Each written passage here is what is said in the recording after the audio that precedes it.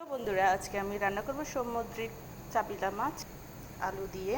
এখানে আমি মরিচ মশলা, কাঁচা মরিচ, পেঁয়াজ, রসুন, আদা সব বেটে রেখেছি।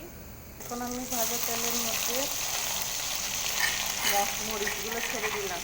ইস্টানি করে নতুন তেল নিলাম, ভাজা তেলের মধ্যে ছেড়ে দিচ্ছি। তেলের যে দাম এখন, আজকাল জিনিসের যে দাম, তাই আর তেলগুলো ফেলে দিচ্ছি না।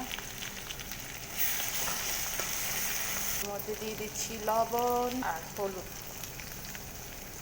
মশলাটা আমার তেল ছেড়ে দিয়েছে, এর মধ্যে কুটে রাখা আলুগুলো দিয়ে দিলাম, পানি দিয়ে দিলাম।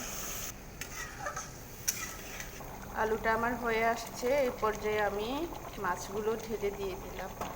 এখন দেওয়ার কারণ হচ্ছে যে আলুর সাথে সাথে যদি মাছগুলো দিতাম তাহলে নরম হয়ে যেত, তাহলে একটু শক্ত শক্ত থাকবে। হয়ে গিয়েছে আমার মাছ তরকারি রান্না, এই পর্যায়ে নামিয়ে ফেলছি। ভালো থাকবেন সবাই।